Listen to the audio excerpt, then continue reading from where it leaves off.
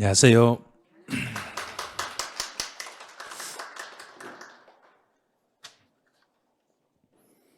강의 계획표는 다 받으셨죠? 네. 강의 계획표를 잘 보셔야 돼요. 지금 이 12월부터 2월 달까지 3개월 동안 강의를 진행을 해요. 3개월 동안 강의 진행한 강의 예정표고, 제일 밑에 그 아주 중요한 내용은 당구장 표시되어 있는 게 그게 제일 중요한 거예요. 가장 중요한 거. 예상 진도이며 실제와는 다소 차이가 있을 수 있다는 거, 그거 꼭 기억하시고, 왜 이대로 안 나가냐고 막 따지거나 그러지 마시라는 얘기예요. 될 수 있으면 강의 진도표대로 진도는 진행을 할 건데, 처음 이제 세법 공부하신 분들이 많더라고요. 처음.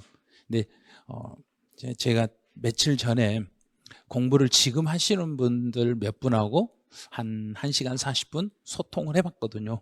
해봤는데 하시는 분들이 동차하시는 분도 있고 2차만 준비하신 분 있는데, 제일 어려운 과목이 뭐냐 물어봤더니 공법이 제일 어렵대요. 그래서 왜 어렵냐 하니까 딱 한마디 말하더라고요. 책이 두께가 너무 두껍잖아요 그러더라고요.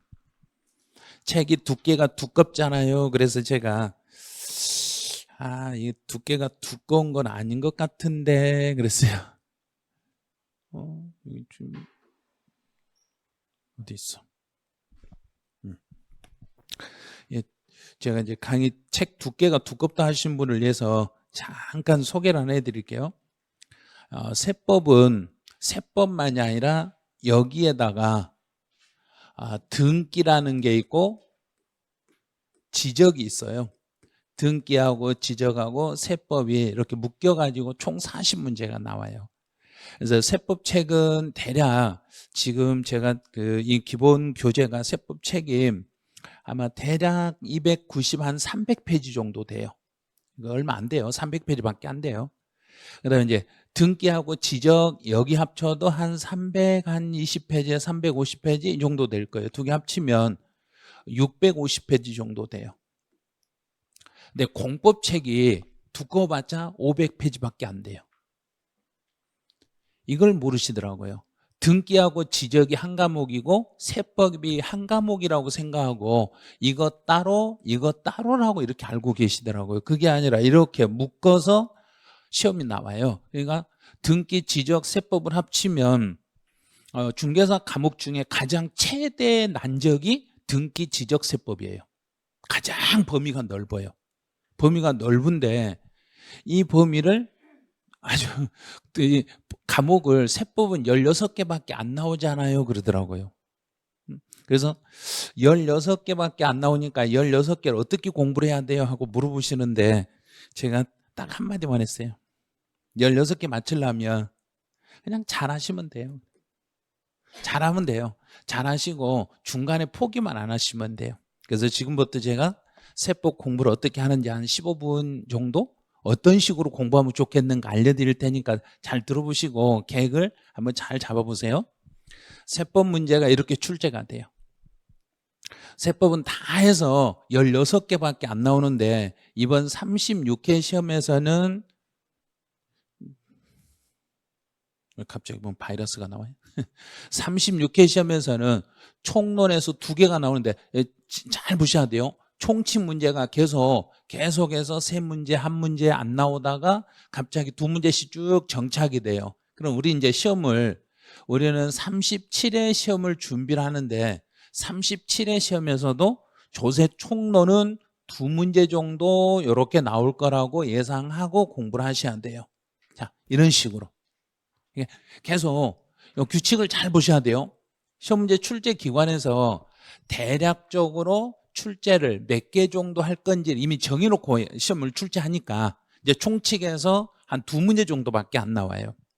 그다음에 이제 취득세 문제는 3개, 2개, 3개, 2개 계속 나오다요. 2개, 2개, 3개, 2개 나오다가 그럼 3문제 나오다가 2문제 나오고 3문제 나오고 2문제 나오니까 여기서 이제 규칙이 이렇게 이제 이 규칙이 세워지는 거예요. 이렇게 규칙이 세워지니까 3개, 2개, 2개, 3개, 2개니까 여기도 이제 2문제로 요렇게 이제 정착이 될 거란 이야기, 요렇게요. 그래서 취득세도 2문제 정도. 그다음에 등록면허세 하나, 둘, 하나, 하나, 둘, 그다음에 하나. 그러면 여기서는 이 규칙이 하나, 하나, 둘, 이게 규칙이에요. 그럼 이제 여기서는 한 문제 나왔으니까 이번에도 이제 한 문제밖에 이렇게 안 나와요. 그래서 등록면허세는 하나. 그럼 한 문제 나온다는 것은 등록면허세 전체를 묶어서 총 5줄밖에 안 나온다는 이야기예요. 그러니까 5줄밖에 안 나오니까 엄청 쉬운 거예요. 그래서 등록면허세 문제는 주로 문제를 나오면 다음 등록면허세에 대한 설명으로 옳은 거 찾아라 이렇게 나와요. 틀린 걸 찾아라 그러면 딱 한 줄만 공부하면 되니까. 근데 틀린 게 아니라 여기서는 옳은 걸 찾아라 이런 식으로 문제를 많이 내요. 그런데 이제 재산세 같은 경우는 3개, 3개, 2개, 2개, 2개, 3개, 3개 이렇게 나왔어요. 그럼 이제 세 문제 나오면 그 다음에는 2문제 이렇게 이제 바뀌는 거예요. 그럼 이제 세 문제 나왔으니까 이제는 여기서는 2문제로 이렇게 출제가 정착이 될 거란 이야기예요. 재산세는 2개 정도로. 그러니까 너무 어려운 거 아니에요. 범위에서 나는 이 범위 여기를 공부해서 2개를 맞추겠다 그러면 그 법을 집중적으로 공략을 하는 거예요. 목적세는 안 나와요. 공부 안 할 필요 없어요. 그리고 교재에도 목적세는 저희 교재에서 빼버렸어요. 그래서 메가랜드 교재에 목적세는 아예 안 나와. 다른 데는 목적세 있을 거예요. 다른 교재에는. 그래서 목적세를 공부하고 싶으신 분들은 출판사를 다른 출판사 교재를 보시면 돼요. 그런데 시험은 안 나온다는 거. 그러니까 안 나오는 거 할 필요가 없잖아요. 그런데 이제 종합부동산세는 예전에 처음 시작할 때는 한 문제씩 나오다가 이제 3문제, 2문제, 2문제, 2문제, 2문제 이렇게 나오니까 규칙이 이제 2문제로 정착이 됐어요. 그럼 이제 2문제 이렇게 문제 출제돼요. 그래서 종합부동산세는 여기서 이제 부동산이라는 게 이 부동산이라는 게 주택과 토지를 말해요. 주택하고 토지를 말하기 때문에 어떤 식으로 문제가 나오냐면 한 문제는 주택에 대한 문제, 하나는 토지에 대한 문제. 그래서 종합부동산세는 주택에 대한 설명으로 틀린 거 옳은 거, 토지에 대한 설명으로 틀린 거, 주택과 토지 이렇게 나눠서 한 문제씩 해서 총 2문제를 출제해요. 근데 임대소득은 나오다 안 나오다 그런데 이제 규칙이 이제 계속 쭉 2문제 나올 때는 계산 문제, 이론 문제가 나오는데 주로 한 문제가 나와요. 주로. 그럼 이번에도 한 문제만 이렇게 출제가 예상이 되는 거예요. 그래서 임대소득도 한 문제만. 그다음에 이제 양도소득은 5문제, 7문제, 5문제, 5문제, 5문제 쭉 해서 이제 규칙이 이렇게 5문제로 이렇게 이제 정착이 되고 있는 거예요. 그래서 양도소득세를 포기하면 5개를 포기한 거예요. 16개 중에서 양도소득세를 나는 포기하고 싶어요. 그러면 5개 포기하고 11개만 가지고 공부를 하시는 거예요. 그러면 11개 중에서 이 나머지를 다 맞추셔야 돼. 그런데 이 나머지를 다 맞출 수 없는 이유가 상당히 까다로운 것들이 있어요. 그래서 특히 이제 난이도가 가장 높은 것은 지금 현재까지 난이도가 제일 높은 것은 종합부동산세가 2문제가 나오는데 2문제가 둘 다 상해 문제가 출제돼요. 종부세에서 양도소득세를 포기하면 종부세도 2문제도 날아가요. 그리고 총해서 7문제가 날아가요. 그리고 이제 우리가 목표로 하는 건 9개밖에 안 남아. 이 중에서 임대소득은 공부를 하면 맞출 수도 있고 틀릴 수도 있어요. 그럼 여기가 중상 정도 문제로 출제가 돼요. 그럼 임대소득은 책을 잘 안 봐. 공부하신 분들이 책을 안 봐. 그럼 한 문제 또 날아가. 그럼 총해서 여기서 5문제, 7문제, 8문제 날아가. 그럼 이제 8개밖에 안 남았네. 그 다음에 이제 조세 총론은 공부를 안 해. 그래서 또 2문제 날아가. 그럼 이제 6문제 남았네요. 이제 취득세하고 재산세만 공부해서 나는 4개만 맞겠지. 그러니까 딱 4개 맞는 거예요. 그럴 바에 이번처럼 5번 한 번은 내리 꽂으면 5문제 맞을 수 있어. 안 풀어도. 올해는 1번부터 25번부터 연속으로 세법이 5번이 한 4개인가 5개가 나왔어. 그러니까 5번만 찍었으면 5개를 맞춰. 한 문제도 안 풀고. 그러면 공부 하나도 안 하고 한 번으로 내려 찍는 게 훨씬 유리하다는 이야기예요. 그러니까 중간에 나는 무슨 법은 포기하고 이 말은 절대 하시면 안 돼요. 세법은 전체가 이렇게 따로따로 나온 것처럼 보이지만 조세 총론이라는 여기에요. 이 조세 총론에서 여기에서 전부가 다 이렇게 연결이 돼요. 조세 총론에서 전체가 연결이 되니까 총칙만 제대로 잡아버리시면 8문제에서 12문제까지를 맞출 수 있어요. 총론만 잡으면. 근데 공부를 처음 하시는 분들은 총론은 포기해요. 그러니까 총론을 포기하니까 맞춰도 4개에서 5개 맞추는 거예요. 총칙이 안 되면. 그래서 세법은 이 총론 이 내용을 진짜로 열심히 공부를 하셔야 돼요. 그래서 예전에 어떤 분이 이제 공부를 하시다 해도 안 되니까 제가 어떻게 이야기했냐면 총칙 공부하고 취득세 공부하고 등록면허세 공부할 때 총칙하고 등록면허세하고 총칙하고 재산세하고 이렇게 해봐라. 그래서 그 과정을 반복했더니 모의고사 점수가 딱 나오는데 14개, 15개를 맞더라고요. 이 안정적으로 이제 점수가 나오는 이유가 뭐냐고 물어봤더니 여기서 이 총론의 내용을 보니까 나머지 내용이 다 들어있고 다 연결이 되니까 여기서 규칙 잡으니까 나머지 다 풀려버렸어요 그러더라고요. 제일 중요한 게 총칙이에요. 그래서 총칙 공부를 엄청 열심히 해주셔야 돼요. 이제 세법은 이렇게 출제가 돼요. 총해서 16문제인데 법이 딱 정해져 있어요. 이렇게 시험 문제 어디서 어떻게 나오는 정해져 있으니까 이제 문제를 보면서 여기서 한 문제 나오면 여기는 종합 문제다. 이것도 종합 문제다. 2문제 나올 때는 범위를 중간 나눠. 이제 전체 재산세 2문제다. 그러면 재산세 처음부터 반절까지 묶어서 한 문제, 반절 이후부터 끝까지 묶어서 한 문제, 이런 식으로 2문제 나오면 딱 정해놓고 어느 범위 이렇게 연결이 되시는 거예요. 그리고 이제 공부하실 때 이제 어떻게 해야 되는지 이제 규칙을 알려드릴게요. 공부할 때 세법이 처음부터 어렵다는 생각을 버려버리라는 이야기예요. 처음부터 무조건 생각을 해요. 저거 어려운데. 해보지도 않고 어려운데 그래요. 시험지를 딱 나눠주잖아요. 그러면 시험지를 펼치지도 않았으면서 문제 어려워요. 풀어보고 나면 할만한데 처음부터 공부 시작할 때부터 어려워요 그래요. 그러니까 그 생각 제발 좀 버리시라는 이야기예요. 그리고 꼭 생각 뭘 할 때 보면 나는 그거 못한대요. 못한대. 그럼 못하냐 이거예요.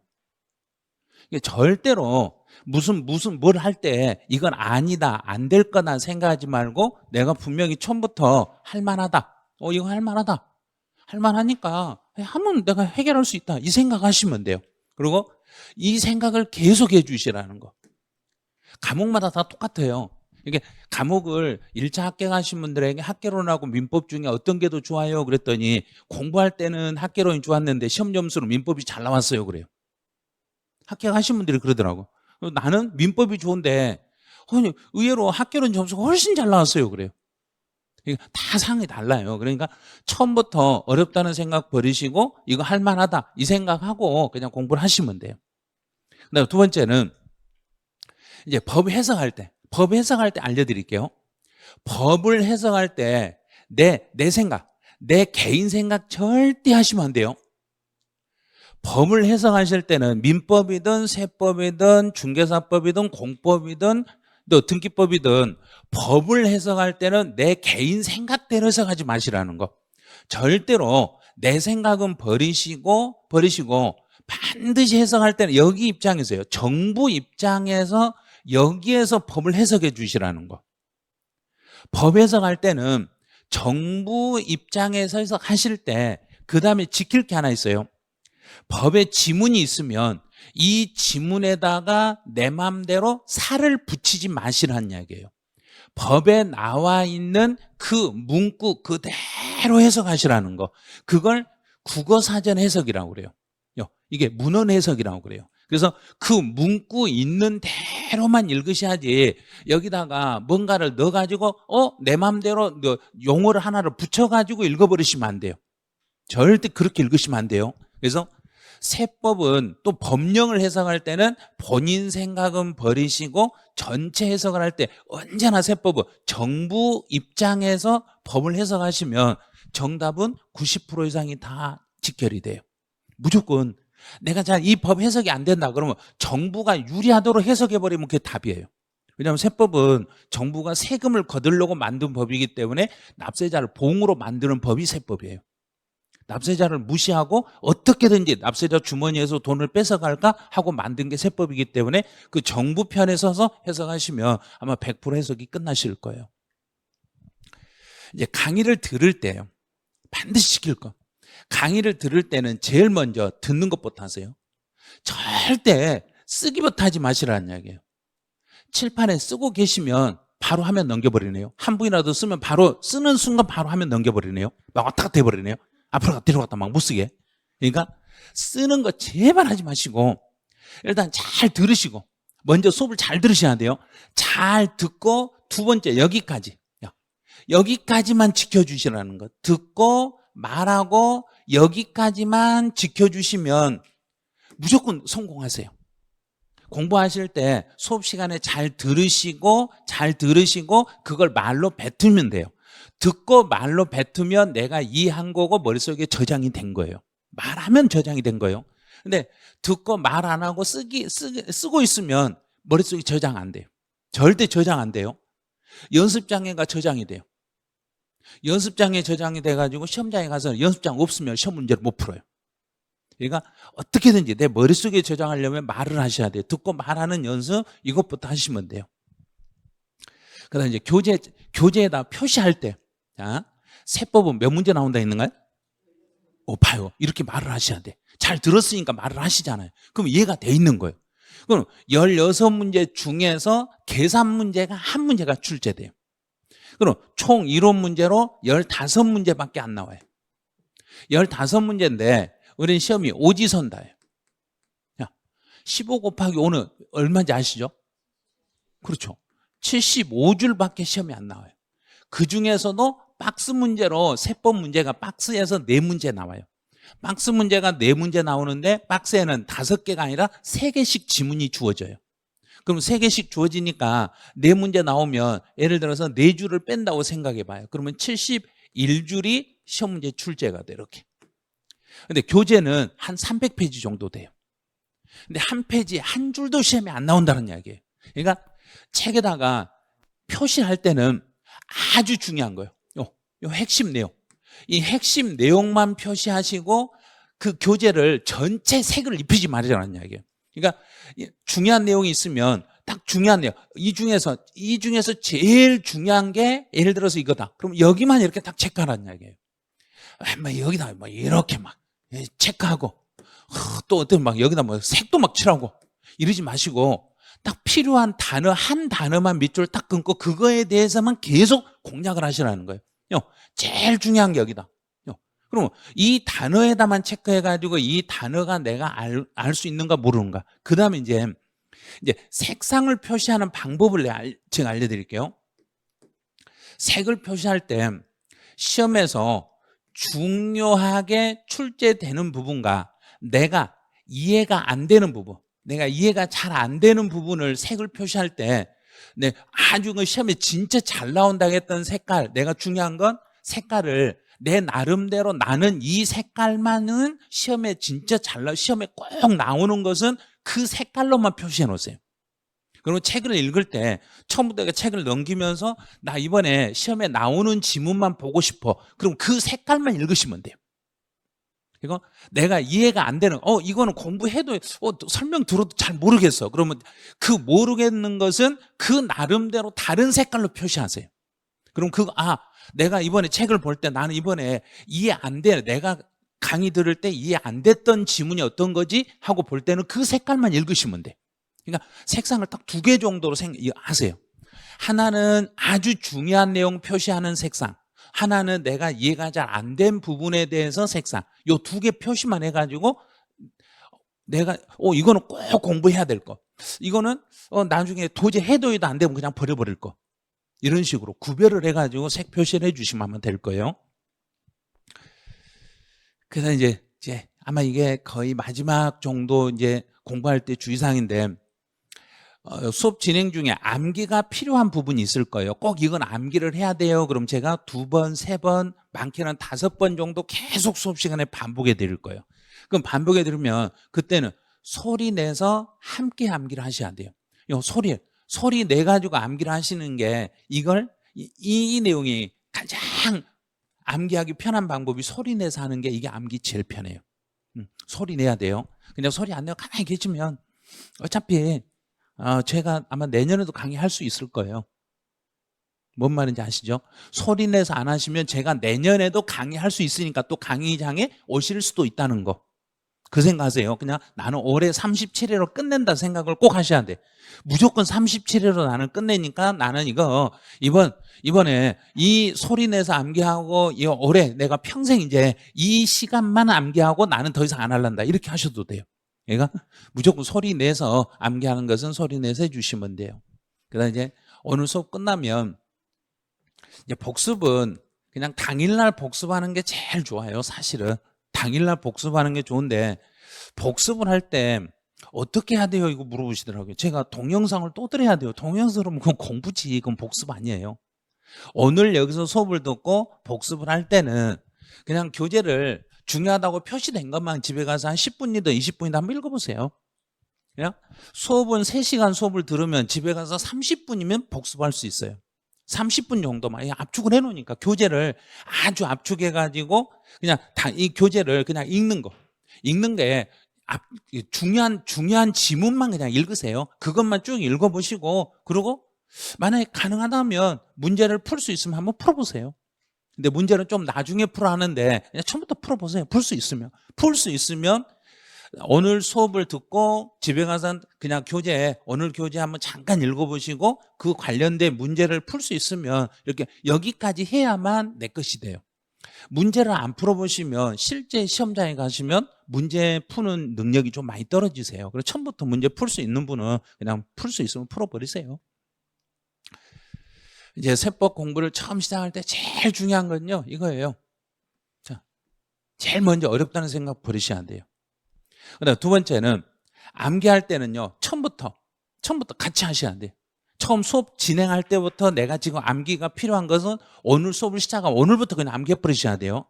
그 다음에 목표가 이거예요. 나는 1년 안에 끝내겠다. 이 생각을 꼭 하셔야 돼. 1, 2차를 같이 하셔가지고 나는 1년 안에 끝내겠다. 이 목표를 세우시고 그 다음에 1년 안에 나는 무조건 해야 된다. 할 수 있다. 이 생각만 하시면 1년 안에 합격할 수 있어요. 근데 중간에 마음이 바뀌실 거예요. 왜 바뀌시냐면 옆 사람이 꼬드겨서 바뀔 수 있어요. 내가 이 차를 도저히 못하겠어. 그럼 옆 사람을 꼬드기기 시작해요. 바람을 넣어. 야, 그거 너무 어려운데 우리 올해 1차하고 내년에 2차 같이 하자. 막 그래. 그럼 혼자 그렇게 하셔야지. 옆 사람을 꼬드기지 마시라는 거. 근데 그분은 2차까지 할 수 있는데 잘못해서 1차만 합격하고 2차를 내년에 같이 하게 되는 그런 일이 없도록 1년 안에 무조건 나는 합격할 수 있다. 이 생각으로 밀어붙이시면 돼요. 자, 여기까지 하시면 이제 공부를 시작하시면 돼. 이제 우리는 이제 지금까지 어떤 세뇌를 받았는지 한번 볼까요? 제일 중요한 게 뭔가요? 할 수 있다는 거. 할 수 있다는 거. 내가 할 수 있다는 거. 우리는 1년 안에 분명히 합격할 수 있다는 생각을 하고 지금부터 이제 수업을 들으시면 돼요. 자, 그럼 지금 제1편 조세 총론이네요. 총론에서 몇 문제 나온다 했는가요? 봐요. 잘 들었으니까 다 말하잖아요. 안 써도 다 이해됐잖아요. 2문제 나온다는 거 알고 있으니까 이제 2문제 맞춘 전략을 세우시면 돼요. 주로 이제 시험에 나오면 제 2장하고 제 3장에서 주로 나오는데 이번 36회 시험은 여기서 출제했어요. 36회 시험은. 이제 35회 시험은 여기서 출제했어요. 34회 시험은 여기서 출제했어요. 33회 시험은 여기서 출제했어요. 그러면 자, 시험 문제가 어떻게 흘러가는가 이렇게 흘러간 거예요. 그럼 여기가 36회 시험에 출제했어요. 그럼 37회 시험은 어디를 한 이야기인가? 확정. 이미 알아버렸네. 그럼 2문제 나오는데 1문제 여기서 나올 거라는 게 이미 알아버렸네. 그 다음에 나머지는 3장이나 4장 여기서 1문제 정도 이렇게 나올 거라는 이야기예요. 그럼 이제 총론은 2문제가 나오는데 2문제 중에서 납세의무에 확정해서 1문제는 거의 고정이라는 이야기예요. 이런 식으로. 그럼 그걸 딱 알고 접근하시면 엄청 쉬워요. 이제 제1장 총칙은 이거예요. 개별 세법과 연계하여 출제되기 때문에 총칙에서 단독 문제로 출제되는 게 아니라 총칙의 내용이 취득세나 등록면허세, 재산세, 양도소득세와 연계돼서 문제들이 출제돼요. 그래서 총칙만 가지고 문제를 총칙에서 문제 안 나오잖아요. 그럴 수도 있어요. 근데 총칙 내용이 전체 합치면 8문제 정도 나와요. 이거 엄청 많이 분량이 차지해요. 그래 이제 여기 보면 이제 여기 교재 페이지수가 이렇게 나와요. 교재 페이지수. 앞에 도표 나온 것은요 안 보셔도 돼요. 그냥 출판사에서 책 분량 늘리려고 해놓은 거예요. 그런 거. 그런 것까지 일일이 볼 필요 없어요. 자, 예, 조세 개념으로 들어가는데 여기서 시험에 나오는 것은 조세 개념에서 시험에 나오는 건 없어요. 그러니까 밑줄 그을 것도 없어요. 그냥 듣고 말아버리세요. 듣고 오늘 가서 복습도 안 하셔도 돼. 이거는. 자, 조세라는 게 뭐예요? 그러면 이 조세라는 게 세금을 조달하는 걸 이게 조세예요. 그냥 그대로 읽으면 돼요. 조세 그러면 세금을 조달한다. 조달하는 세금. 그럼 세금을 조달하는 거. 자, 이거 밑줄 그으면 안 돼요. 밑줄 그 공부할 필요 없는 거예요. 이거는. 그럼 예를 들어서 시험 문제에서 다음 중 조세 정의를 옳은 거 골라라. 출제위원이에요. 이런 거 출제하는 사람이 세상에 아무도 없어요. 그런데 공부하는데 수험생만 공부하고 있어요. 이거. 여기 그 써졌잖아요. 조세라 조달하는 세금을 말한다. 밑줄 그을 것도 그냥 읽어보고 그래. 이제 그림을 잘 봐보세요. 조세는 지금 이게 뭔 말인가요? 같다. 뭐하고 같다? 세금 똑같은 말이에요. 그 말이에요. 그러니까 조세라고 써놓으면 있는 것처럼 보이잖아요. 학자들이 뭔가 아주 있게 보이려고 조세라고 쓴 거예요. 그냥 조세라는 것은 그냥 세금이에요. 세금. 근데 세금에 대해서 이렇게 막 문장을 막 써놓은 거예요. 이렇게 막 써놓은 거예요. 그래서 세금은 뭐라고 막 써놨는데 알고 봤더니 세금을 조달하는 것을 요걸 조세라 하더라 이 말이에요. 그럼 특징으로 이제 가보죠. 조세를 부과하는, 그럼 여기서 부과라는 것은 세금을 부과한다, 부담시킨다. 그러면 세금을 부과하는 주체는 주가 되는 단체란 말이에요. 그냥 이 단어들은 그냥 듣고 모르겠으면 말아버리세요. 그래서 세금을 거둘 때 당사자를 말하는 거예요. 세금을 걷어가는 당사자. 자, 세금을 걷는 당사자가 제가 이거 밑줄 그으면 또 따라 그으려고 할 것 같으니까 제가 안 그으려고 그래 지금. 세금을 부과하는 당사자가 국가다. 그럼 그대로 읽으면 돼. 그러면 세금을 부과하는 단체가 국가에서 세금을 조달한다. 그럼 그걸 줄여봐. 국가에서 세금을 조달한다를 두 글자로. 그래요. 됐잖아요. 그러니까 밑줄 그을 것도 없고 쓸 것도 없는 거예요. 그래서 국가가 세금을 걷어가는 걸 국세라고 해요. 그러면 지방자치단체가 세금을 가져가면 그거는 무슨 세 그럼 된가? 지방세 그러면 되는 거예요. 됐잖아요. 이제 해결됐잖아요. 그러니까 이런 걸 밑줄을 그으면 안 된다는 거예요. 물어볼 때 국가가 과세 주체인 세금을 1번 국세, 2번 지방세, 3번 관세 막 이렇게 써놓고 물어놓은 그런 걸 시험 문제 낸 사람 어딨냐고. 근데 이걸 밑줄 그어놓고 막 공부를 하려고 하니까 이런 것은 이거 할 필요가 없는 거예요. 그럼 그냥 이제 한번 이제 잘 들으셨으면 이제 말로 뱉으면 그걸로 끝나는 거예요. 자, 조세를 부과하는 주체가 국가다. 국가가 세금을 부과하는 주체면 이걸 무슨 세 그랬는가? 국세. 지방자치단체가 과세 주체가 되면 지방세. 그럼 여기는 국세, 이건 지방세가 되는 거예요. 그러면 이걸 교재에는 이게 없으니까 선생님 잠깐만요. 제가요 이거 사진 좀 찍을게요. 사진 찍어서 어디다 쓰려고요? 그러니까 잠깐만 멈춰주면 안 돼요. 막 그래요. 아니요. 잠깐 멈출 시간 없어요. 그냥 가요. 자, 두 번째. 그럼 국가나 지방이 세금을 걷었으면 세금을 걷어가지고 주머니에 세금을 넣어놨으면 너는 내 주머니에 들어있는 돈은 뭐 하려고 주머니에 넣어놓고 있는가? 자, 봐요. 대답을 못하는 거예요.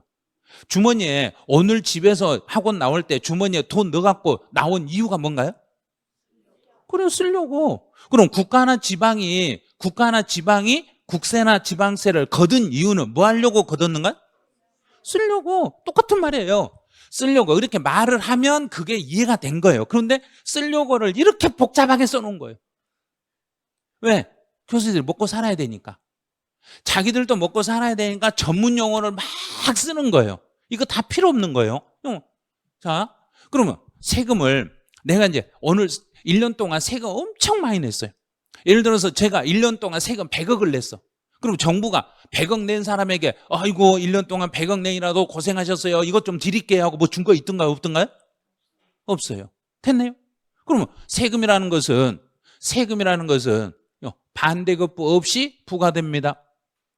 세금은 그래서 우리 집에서 세금 내면서 맨날 했던 소리 있죠. 맨날 세금을 내라면 고지서 날라오면 계속 날라오면 돈 내면서 입에서 무의식적으로 뱉었던 이야기. 뭣도 안 하면서 해준 것도 없으면서요. 해준 것도 없으면서 그 말을 학자들은 반대급부 없이 이렇게 써놨던 거예요. 그냥 여기다 이렇게 쓰면 돼. 해준 것도 없이 부과한다. 이렇게 쓰면 얼마나 좋아. 아이 그럼 얼마나 좋아요. 그 세금은 진짜로 그런데 해준 것이 없는 게 아니라 해주는데 우리가 느끼는가 못 느끼는가? 못 느끼죠. 그래서 내가 세금을 낸 사람에게 어떻게 돌려주지 못한다는 이야기인가? 앞에 뭐라고 써놨는가? 직접적으로 돌려받지는 못한다는 이야기예요. 직접적, 개별적이고 직접적으로 돌려받지 못하고 거의 서비스 형태로 다 돌려는 받아요. 내가 세금을 냈으면 낸 만큼 다 돌려받고 있는데 나한테만 돌려주는 게 아니라 똑같이 돌려주니까 내가 혜택을 못 받고 있다 이렇게 느끼는 것뿐이죠. 그럼 이것도 시험에 안 나와요. 자, 세 번째로 가보죠. 자, 세금은 우리 세금 내라 하면 집에 고지서 날라오면 세금 낼 때 집에 있는 뭐 가지고 가서 내든가? 돈으로 납부합니다. 이렇게 써놓으면 좋은데 또 학자들은 그렇게 쓰면 좀 많이 질이 떨어진다고 그래. 막 그러면서 그럴듯하게 금전급부입니다 이렇게 쓰고 있어요. 금전으로 급부합니다. 금전을 한 글자로 바꾸면 뭔가요? 봐요, 다 알아버리잖아요. 돈으로 내는 게 원칙입니다. 그러면 집에 돈 없으면 세금 내든가요? 못 내든가요? 왜 못 내요? 내야죠. 돈 없어도 내야지. 뭘로 내야 된가? 카드도 돈이에요. 카드 긁은 것도 돈이에요. 그거. 그러니까 돈 없으면 가지고 있는 뭐라도 내놓으세요. 그런가요? 물건 내놓으세요. 그래서 우리 시험에서 이제 조세는 금전으로 납부되는 게 원칙인데 물납은 처음에 내가 세금 낸다 하면 처음부터 물건을 받을게요. 그런가? 돈 주세요. 그런가요? 돈 주세요. 그러죠. 돈을 달라고 해놓고 돈이 없고 하나도 돈이 없으면 어쩔 수 없이 마지막에 가서 뭐 주세요. 그런가? 그러면 돈 대신 뭐라도 주세요. 그런가? 물건이라도. 그래서 물납제도라는 게 있어요. 이 물납제도는 매년 시험에 하나씩 나와요. 매년. 자, 그럼 이제 물납제도가 있는데 그 물납제도는 어디에만 있는가 지금? 재산세. 요것만 딱 체크하세요. 자, 재산세 물납제도가 있다. 여기만 이렇게 밑줄 그으세요. 그래서 22페이지 제일 밑에 보시면 두 번째 줄 중간에 보시면 재산세만 체크하세요. 재산세. 그 다음에 세 번째 줄 물납제도가 있다. 거기만 체크하세요. 다른 거 체크하면 안 돼요. 재산세 물납제도가 있다. 근데 중간에 세금 이상한 세금이 하나 또 있잖아요. 이거 여기 뭐 여기도 있잖아요. 여기도 있는데 왜 이거 밑줄 안 그으세요? 자, 밑줄 그으면 안 되는 이유를 설명해 드릴게요. 우리 시험 공고가 나오면 법인세, 부가가치세, 상속세, 증여세는 시험 범위에서 제외합니다. 이렇게 나와. 그러면 여기는 시험 범위가 제외되니까 절대 밑줄 그으시면 안 돼. 그런데 일부 선생님들이 저걸 강의하고 있어. 그러니까 아니 다른 선생님은 강의하는데 왜 세법 선생님은 강의 안 하신가요? 막 그래요. 그럼 그쪽까지 들으세요. 그래요. 들으시고 한 2, 3년 공부를 열심히 하시면 되겠네요. 그래요. 안 해도 될 걸 하고 있으니까 필요 없는 거예요. 시험에 안 나온다겠는데 왜 그걸 설명해요? 시험에 상속, 증여, 부가가치세, 법인세는 아예 시험 문구상에 나오지도 않아요.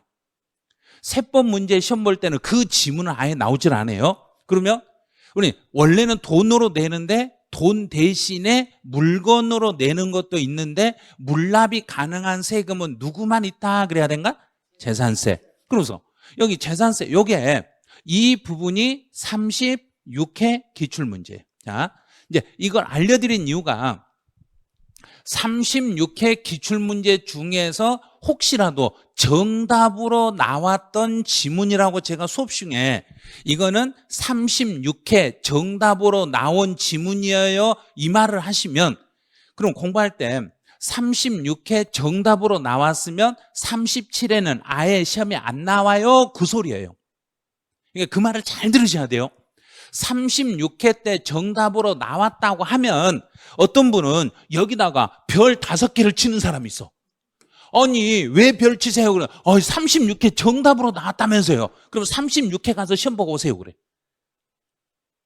제가 36회 우리 시험을 보면 저는 제일 먼저 하는 일이 기출문제를 딱 저의 손에 주면 제가 그 전년도 35회 기출문제를 가지고 가요. 기출문제 우리 해설 강의 들어가기 전에 제가 올해 35회치를 들고 갔어요. 35회 시험에 출제된 지문하고 36회 출제된 지문을 35회 때 정답으로 나온 게 36회 때 또다시 정답으로 연결됐는가를 체크하려고 갖다 대비를 시켜봐요. 한 지문도 없어요. 지금까지 제가 한 5, 6년 분석을 해봤지만 전년도에 답으로 나온 걸 그 다음 연도에 정답으로는 절대 출제하지 않고 혹시라도 문구상으로 비치는 경우는 있어요. 그런데 정답은 절대 안 나와요. 그러니까 36회 때 이 지문은 정답이었어요. 제가 강의할 때 이렇게 멘트를 날리면 37회 때는 저거 시험에 안 나오는구나 하고 이렇게 별 치시면 안 돼요. 안 나오는구나 이 생각을 하셔야 돼요. 그래서 어떤 분이 세법 선생님의 강의에 멘트 분석하고 어디 글에다 써놓은 게 있더라고요. 자, 어떤 말은요. 수업 시간에 이건 전년도에 정답으로 나왔어요. 그러면 이건 출제 확률 0%. 이 말은 그렇게 써놨더라고요. 그 다음에 이거는 작년에 시험은 나왔지만 올해 이렇게 변형이 될 것 같아요. 그러면 출제 확률은 80%. 또 이거는 2년 전에 법이 개정이 돼가지고 지금까지 한 번도 시험에 나온 적이 없어요. 이 지문은 지금까지 시험에 나온 지문이 없어요. 그럼 출제 확률은 90%. 한 3개인가 5개를 분석해 놨더라고요. 제가 멘트를 날린 걸 이 멘트 어떤 멘트에 따라서 출제 확률 퍼센트를 딱 써놨더라고요. 근데 그게 거의 다 맞아 들어가요.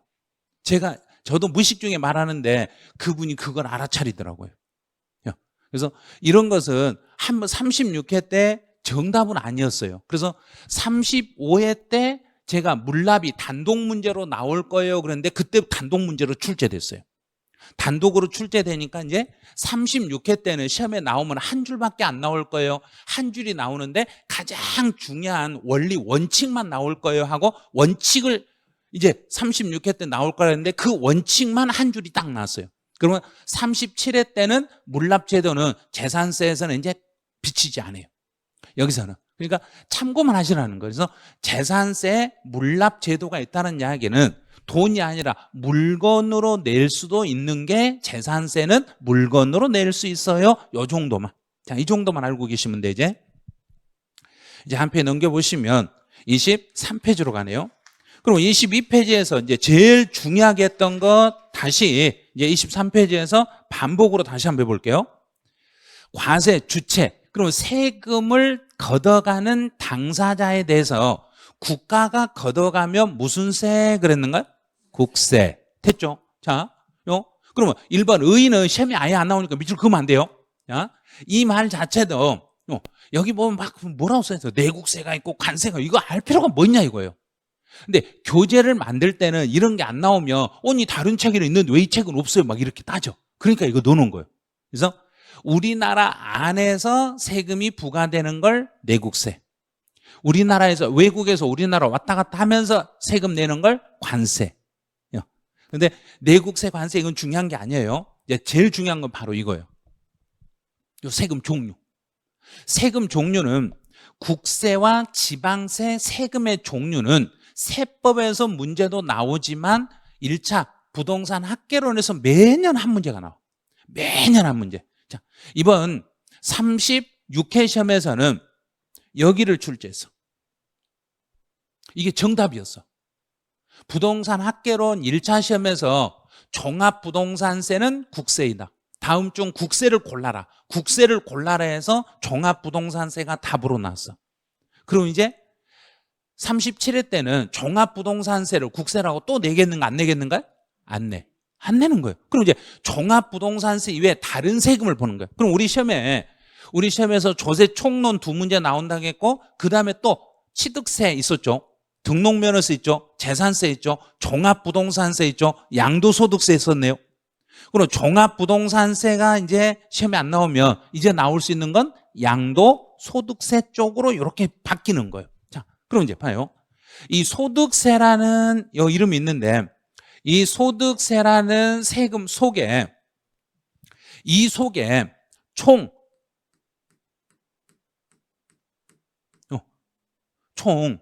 6개라는 조금만요. 이 속에가 이렇게 생긴 게 이 조그만 소득이 이렇게 묶여져 있어.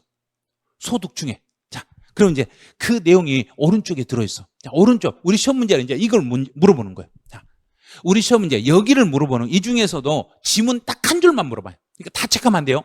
암기하려고 하시면 안 되고, 이게 전체가 이 전체가 이렇게 하나 묶고 여기서 이렇게 하나 묶여지고 이렇게 묶여져. 소득세 속에 크게 묶여지는 건 세 가지. 종합소득이 있고 양도소득이 있고 퇴직소득이라고 이렇게 세 개가 있는데 이제 이 종합이라는 단어를 지금부터 설명해 드릴게요. 종합. 이제 서로 다른 종류를 합친다. 여러 종류가 있는데 종류를 하나로 합치는 것을 종합이라고 그래. 그런데 무엇을 합쳤다는 얘기인가? 소득.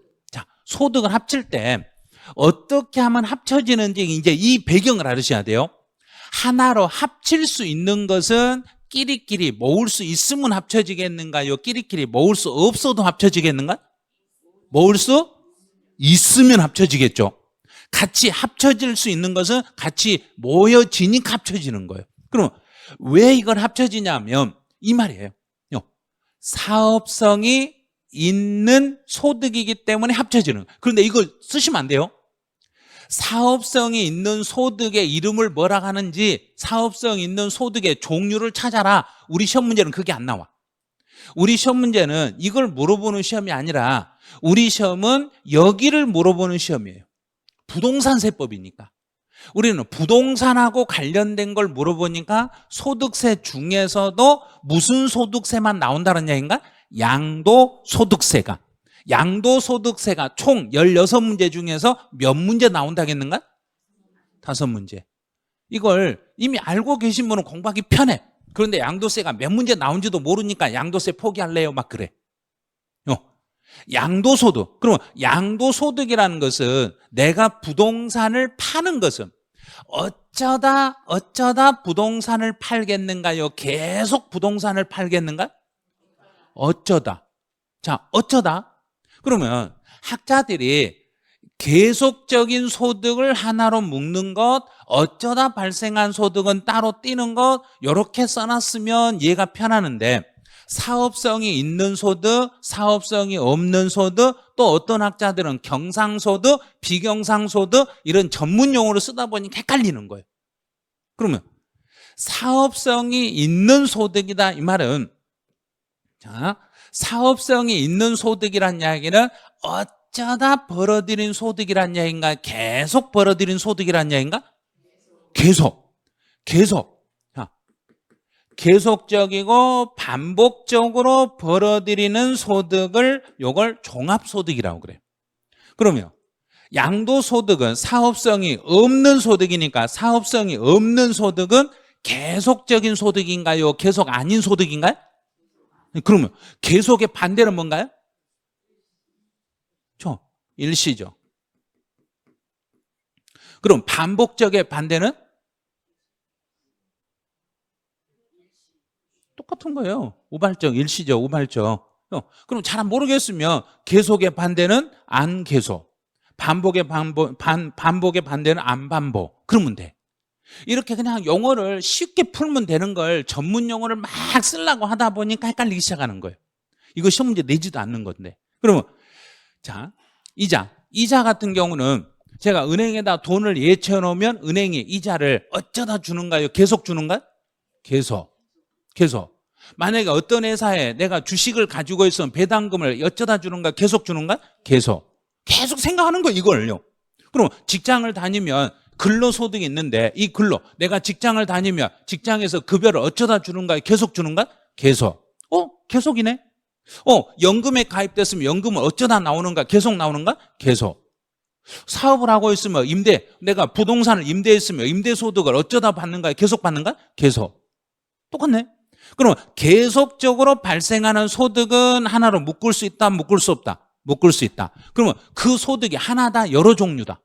자, 여러 개의 종류를 다 합친다. 종류를 합친다를 두 글자로 줄이면 종합.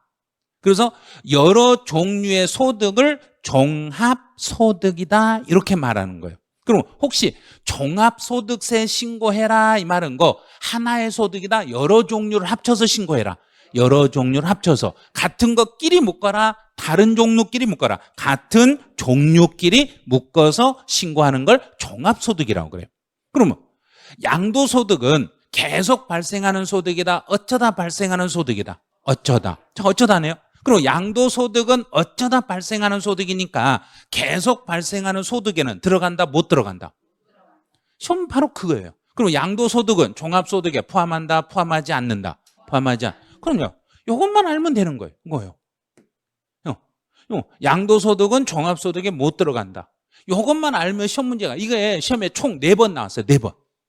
4번 다 정답이었어요. 자, 그러면 거기에 그 2번 바로 밑에 V 표시된 게 있죠. 양도소득은 사업성이 없는 소득으로 종합소득과 구분하여 분류과세한다. 그 지문만 시험에 나오는 거예요. 그 지문만. 그래서 이제 체크할 때 이렇게 하시면 돼요. 자, 이렇게요. 양도소득은 종합소득과 구분하여 과세한다. 이렇게만 밑줄 그으면 돼요. 밑줄을 다 그으려 하지 마시고 자, 다시요. 양도소득은 종합소득과 합쳐서 과세한다? 구분하여 과세한다? 구분하여. 그러면 시험 볼 때는 양도소득은 종합소득과 시험 문제 낼 때 어디를 바꿔서 내겠는가? 그래요. 지금 아시는 분 딱 한 분 이야기 하셨어요. 여기를 바꾸는 거예요. 여기를 구분을 뭘로 바꾸겠는가? 합산. 이거는 합산이라고 내는 거예요. 그럼 그건 틀린 거잖아요. 그래서 양도소득은 종합소득과 뭐하여? 구분하여. 시험은 구분을 합산으로만 바꾸는 거예요. 그러니까 딱 여기 단어만 기억하면 돼. 계속. 종합소득은 그러면 종합소득 속에 양도소득은 들어간다? 못 들어간다? 못 들어간다. 자, 이 많은 것 중에 딱 소득 그거 하나만 공부를 하는 거예요. 자, 다시 가보죠 이제. 그러면 소득세는 이 소득세라고 돼 있는데 이 소득에는 종합소득도 들어있고 양도소득도 들어있어요. 그럼 임대소득은 양도소득에 들어있겠는가요? 종합소득에 들어있겠는가? 종합소득. 이제 해결했죠. 그래서 임대소득에서 따로 시험 문제가 하나 나오고 양도소득에서 5문제가 나와요. 그럼 소득세에서 총 6문제가 나오는 거예요. 그래서 이 소득 중에 부동산 임대에서 1문제, 양도에서 5문제 해서 토탈 소득세에서 6문제씩이나 나와요. 무지막지하게 나오는 거예요. 이게. 그래서 소득세는 국세에 해당합니다. 그럼 소득세는 누가 부과하는 세금이란 이야기인가? 국세는 국가가 부과하니까. 그럼 국가가 가져가는 세금 중에 대표적인 게 소득세예요. 그 다음에 종합부동산세도 이것도 국가가 가져가는 거예요. 그럼 여기서는 이 부동산만 이제 볼게요. 종합부동산세에서 여기서 부동산이라는 것은 주택과 토지만을 말하는 거예요. 주택과 토지. 주택하고 토지를 둘이 뭐 하여 이 말인가? 종합이니까 뭘? 둘이 뭐 해서? 합쳐서. 똑같잖아요. 합쳐서. 그러면 주택에 대한 고지서와 토지에 대한 고지서는 합쳐서 몇 장의 고지서로 나오겠다? 한 장. 이걸 시험이라고 낸 거예요. 종합부동산세는 주택에 대한 세금 고지서 따로 발부하고 토지에 대한 세금 고지서를 각각 따로 발부합니다. 그럼 그건 틀린 거예요. 주택과 토지를 하나로 묶어서 하나로 합쳐서요. 하나로 합쳐서 고지서는 달랑 한 장으로 나오는데 이 종합부동산세는 지방세다, 국세다. 국세. 그래서 이번 1차 학개론에서 다음 중 국세에 해당하는 것 딱 보는 순간 종부세 답이었어요. 그 0.5초도 안 걸렸어요. 한 문제 푸는데. 그 다음에 이제 주의할 게 있어요. 예. 상속세와 증여세는 세법 시험에서는 안 나오는데 요거는 학개론 시험에서는 출제돼. 그럼 상속세나 증여세. 이 상속은 뭐 하면 나오는 세금이 상속인가요? 그냥 쉽게 그냥 일상적으로 쓰던 말 막 쓰세요. 뭐 하면? 죽으면 나오는 세금이에요. 죽으면. 누군가가 사망하면 나오는 게 상속세. 사망. 누군가가 사망했을 때 내는 세금이 상속세. 그럼 증여라는 것은 죽어야 나오는가요? 살아있는 상태에서 나오는가? 살아있는. 그러면 준 사람하고 받은 사람 중에서 받은 사람, 준 사람 둘 다 살았다. 두 사람 중에 한 사람은 죽었다. 둘 다 살았다. 자, 상속세는 둘 다 살았다. 한 사람은 죽었다. 한 사람은 죽었다. 한 사람은 죽고 나머지 한 사람이 상속을 받는 거고, 증여는 살아있는 사람이 살아있는 사람에게 재산을 무상으로 주면 받은 사람이 내는 세금을 증여세라는데, 상속세나 증여세는 둘 다 국세다, 지방세다. 국세. 자, 이제 4개 잡았어요. 소득세, 국세, 종합부동산세, 국세, 상속세, 증여세, 국세. 자, 여기까지 이제 찾았어. 그 다음에 딱 하나 더. 부가가치세. 우리 부가가치세 엄청 많이 살고 계시죠? 많이 내요. 부가가치세 뭐 할 때 내는가? 물건 살 때.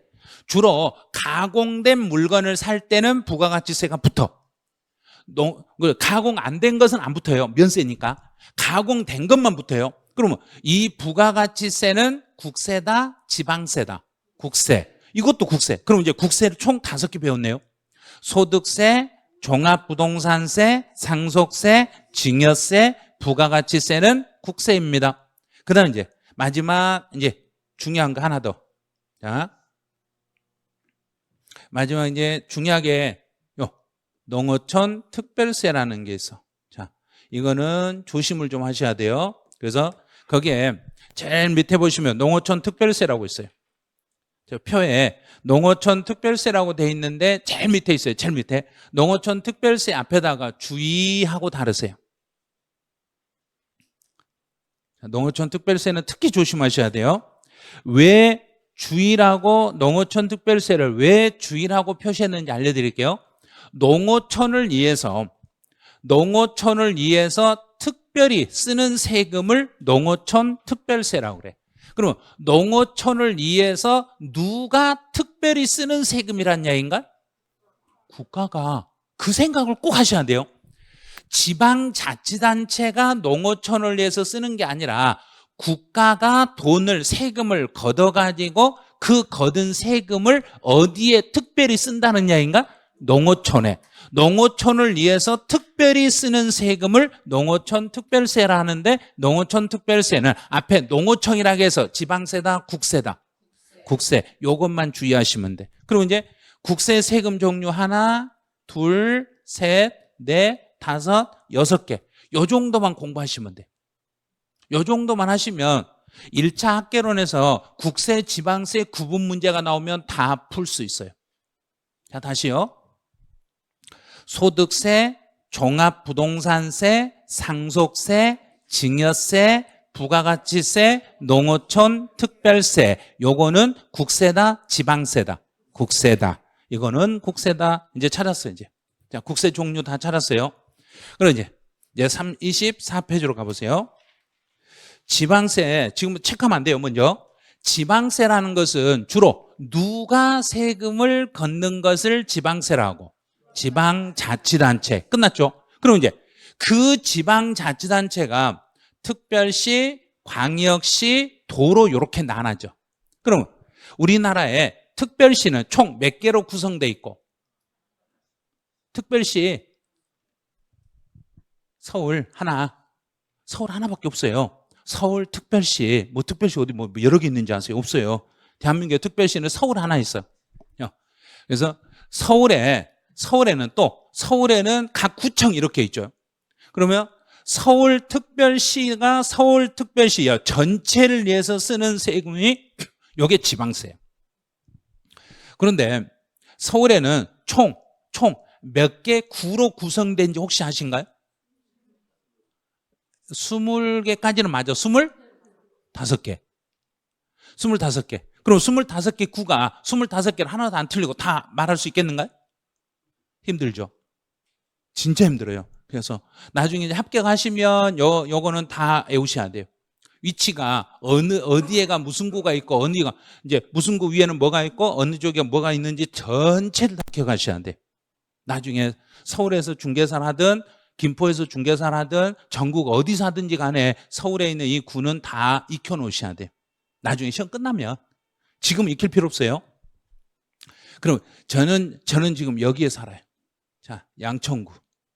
자, 제가 이제 양천구에 사는데 양천구에서 구청장이 양천구를 위해서 세금을 쓰려고 양천구를 위해서 쓰려고 하는 세금이 있는데 요걸 구세라고 그래. 자, 이런 세금을 구세라고 그래. 그럼 지방자치단체에는 구청도 들어간다 안 들어간다? 들어간다. 방금 지방자치단체는 특별시, 광역시, 도, 시, 군, 구까지를 지방자치단체라고 그래. 그럼 이제 광역시는 우리나라의 총 광역시는 몇 개로 구성되어 있는가요? 잘 모르면 이제 여기 제일 서울에서 제일 가까운 데부터 세보세요. 인천, 대전, 대구, 울산, 부산, 광주 6개로 되어 있네요. 그래서 이 6개 광역시 그런 걸 지금 시험 볼 때는요 우리나라에서요 광역시가 아닌 거 골라라 이런 걸 내지도 않아요. 그거는 유치원이나 초등학교 2학년이나 3학년 때나 시험에 나온 거지 우리 시험은 안 나와요 그런 거. 그러니까 광역시 어디인지 몰라도 돼요. 자, 그럼 만약에 예를 들어서 부산이다. 내가 부산에서 중개사를 하고 싶다. 그럼 합격하고 난 다음에 부산 지도를 놓고 이 지도를 다 익히셔야 돼. 구가 어디가 들어있는 여기는요 해운대구, 뭐 수영구, 남구, 동구 이게 전부 다 이게 지방자치단체예요. 각 구로 연결되는 것도 요것도 지방자치단체예요. 그다음에 자, 우리나라 도는 총 몇 개 도로 구성되어 있고 근데 서수남 하청일이 노래 8도 유람하세. 그럼 8도로 되어 있네요. 그중에서 경기도. 그럼 우리 이제 김포에서 김포거든요. 여기네요. 김포에서 내가 중개사를 하고 싶다. 그러면 김포만 이렇게 공부를 하는 게 아니라 전체 합격하고 난 다음에 경기도 지도를 다 머릿속에 담으셔야 돼. 벌써부터 헷갈리고 막 머리 아프기 시작하죠. 합격하기도 전인데 합격하고 나면 우리 공부할 때 시험 공부할 때보다 한 100배 이상 공부를 더 하셔야 돼요. 그래야 먹고 살아요. 시험은 아무것도 아니에요. 시험 공부는 아무것도 아니에요. 시험 공부 끝나고 합격하시고 실무에 투입이 되면 그때부터는 시험하고 완전 상관없이 이런 걸로 이제 뭐 전체 이 내용을 어느 지역에 어디가 딱 말하는 순간 여기 가평을 이야기해서 그럼 가평 거기는요 그 지역이요 어디서 어떻게 되고요 그 바로 브리핑이 나와야 돼요. 이래야만이 중개사 하실 수 있어요. 그래서 경기도 안에 있는 하나씩 하래요. 다 나눠진 게 있죠. 이 나눠진 것 전부가 다 지방자치단체예요. 도만 지방자치단체가 아니라 시, 군까지 시하고 군까지 전부 지방자치단체가 돼요. 그럼 이제 다시 한번 나눠볼게요. 이제 서울은 특별시, 인천, 광역시, 경기, 도. 그러면 특별시에서 지방자치단체가 가져가는 세금은 특별시세와 구세. 인천에서는 광역시세와 구세. 경기도는 도세와 시군세. 이렇게 나눠져요. 그럼 여기서 이 안에서 걷는 세금을 이 네모 박스요. 이 네모 박스 안에서 걷는 세금을 무슨 세 그런다는 이야기인가? 지방세 이렇게 말하는 거예요. 그럼 우리나라 영토 안에서 우리나라 국가에서 걷는 세금을 국세. 그럼 국세는 국세대로 내고 지방세는 지방세대로 내고 우리는 다 내고 살아야 돼. 그래서 지방세, 국세 전부를 다 우리는 내고 살아야 돼요. 그래서 이제 서울에서는 특별시를 위한 세금과 구청을 위한 세금이 있는데 우리 시험에 나오는 것은 딱 여기 세 개만 나와. 지방세가 다 해봤자 총 9개 정도밖에 안 돼요. 그런데 그 세금들 중에 시험은 딱 3개만 나와. 딱 3개. 자, 3개만 나오는데 이 취득세라는 세금을 서울에서 거두면 서울에서 취득세를 거두시면 취득세는 여기에서 아니에요. 그럼 서울에서 취득세는 각 구청 예산으로 쓰는가요? 특별시 예산으로 쓰는가요? 특별시 예산으로 쓰겠다는 이야기예요. 그다음에 만약에 인천 광역시에서 취득세를 거두면 무슨 세 예산이다? 광역시 예산이다. 그럼 경기도에서 취득세를 거두면 이때는 도의 예산이다. 그럼 이제 읽을 때 이렇게 읽으시면 돼. 그래서 취득세 과세권자는 그대로 읽어보세요. 광도에 대한 세금이다. 그러면 취득세 그러면 특별시, 광역시, 도에 대한 세금이다. 요게 23회 때 시험 문제 어떻게 나오냐면 취득세는 대표적인 구세다. 자, 그러면 잘 들으신 분은 지금 이해가 안 됐어. 잘 못 들으신 분은 지금 입으로 말을 못 뱉어. 그러니까 듣고 말하고를 계속 해야 되는데 그 과정이 지금 안 되시는 분은 잘 못 들었다는 이야기야. 다시요. 자, 취득세 과세권자는 특광도. 그럼 특별시에서는 특별시하고 누가 하나로 묶여져 있는가요? 구. 광역시 구. 도는 시군. 자, 그럼 다시요. 취득세는 대표적인 구세이다. 틀렸죠? 여기는 특광세니까 구세라고 하면 된다, 안 된다? 안 된다. 그게 시험 문제였어요. 그러니까 별것도 아니요. 그 다음에 두 번째요. 등록면허세는 서울에서 등록면허세를 받으면 구청 예산으로서, 인천에서 등록면허세를 받으면 구청 예산으로서, 경기도에서 등록면허세를 받으면 도의 예산으로서 달라요. 각각의 지방자치단체마다 요 세금은 어디의 예산으로 서로 분배를 다 바꿔놨어요. 분배를 해놨어요. 그럼 다시 등록면허세는 서울은 구청 예산, 인천은 구청 예산, 경기도는 도청 예산, 도의 예산이 돼. 그럼 이제 뒤에서부터 한번 읽어볼게요. 등록면허세 과세권자는 도구. 됐죠? 그럼 이제 25회 때 기출문제를 알려드릴게요. 25회 때는 다음 등록면허세는 대표적인 광역시세다.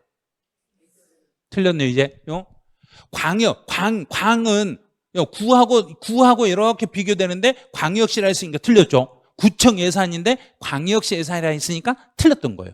자, 그럼 이제 재산세요. 재산세는 서울에서 재산세를 받아가지고 구청 예산으로 쓰고, 인천에서도 구청 예산으로 쓰고, 경기도에서는 시군 예산으로 써. 시군 예산입니다. 그럼 뒤에서부터 앞으로 읽어볼게요. 재산세 과세권자는 시군구. 자, 그럼 다시. 자, 최근에 이제 감정평가사 기출문제 나왔던 지문이네요. 재산세는 대표적인 특별시, 광역시, 도세입니다. 틀렸네요. 재산세는 대표적인 시, 군, 구세입니다. 시, 군, 구세가 재산세가 되는 거예요. 그래서 시군, 구세이면서 지방자치단체가 징수하는 세금의 종류를 찾아라. 그럼 우리는 무슨 세를 찾으면 되겠는가? 재산세 이렇게 찾으시면 돼. 자, 그럼 다시 이제 한번 연습을 해보죠. 자, 이제 지금부터 이제 직접 이야기하셔야 돼요. 취득세 과세권자는 특광도, 등록면허세 과세권자는 도구, 재산세 과세권자는 시, 군, 구. 끝. 이게 시험 전부예요. 이게 전부. 자, 그럼 이제 왼쪽 날개를 봐보세요. 왼쪽 날개 보면 세목별 과세 주체에서 그 24페이지 제일 위에 왼쪽에 보시면 취득세, 득, 광, 도, 등록면허세, 도, 구, 재산세, 시, 군, 구. 여기만 공부하시라는 이야기예요. 그러니까 내용을 다 나가지 마시고 진짜로 필요한 것만 그것만 해주시라는 거. 그럼 다시 취득세 과세권자는 득, 광, 도, 등록면허세는 도, 구, 재산세, 시, 군, 구. 자, 이제 문제를 만들면 이 안에서 문제를 만들어요. 그래서 취득세는 대표적인 구세다, X.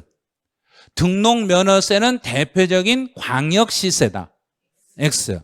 재산세는 대표적인 시, 군, 구세다, O. 이것만 가지고 문제를 내는 거예요. 우리 시험에 나오는 게 딱 요 세 군데만 시험에 나오니까 요 세 개만 가지고 공부를 하시면 돼요. 자, 그럼 이제 지방세는 취득세와 등록면허세와 재산세가 지방세라는 걸 알았어. 자, 그럼 이제 마지막 마무리 한번 해보죠.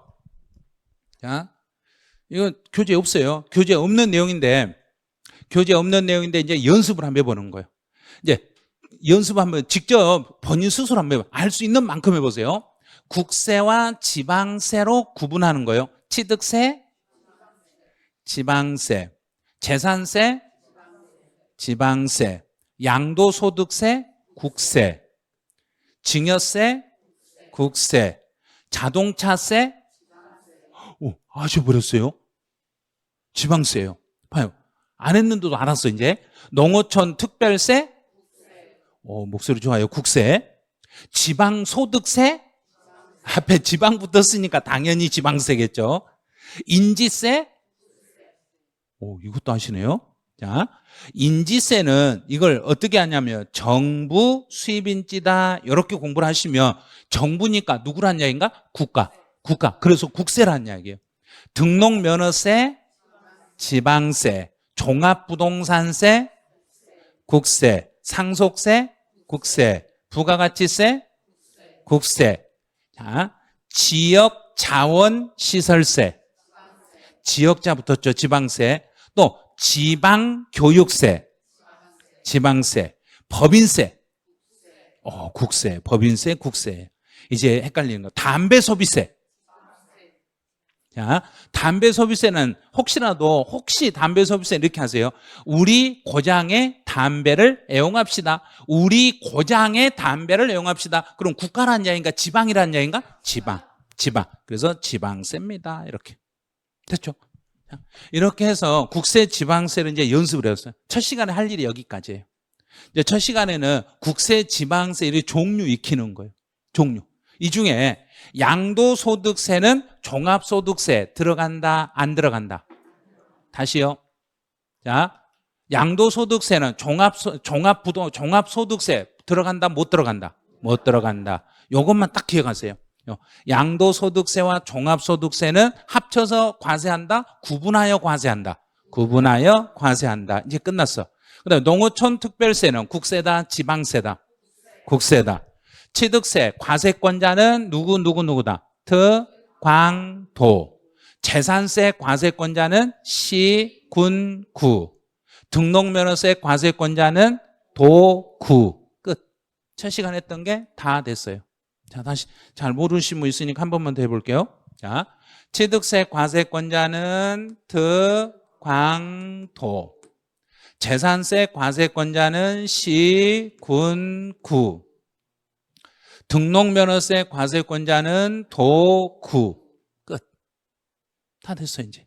그 다음에 이제 여기서 부동산 그러면 종합부동산세에서 부동산 그러면 무엇과 무엇을 묶어서 부동산이라 한다? 주택과 토지. 여기서 부동산은 주택이라는 것과 토지만을 대상으로 하는 거예요. 주택과 토지만을 대상으로 하니까 건축물은 대상이 된다, 안 된다? 안 된다. 자, 끝났어요. 자, 그럼 요거 하나 배우려고 1시간 내내 연습했던 거예요. 시험은 딱 요거 하나로 나와. 그러니까 이거 하나로 딱 압축해버리면 끝나.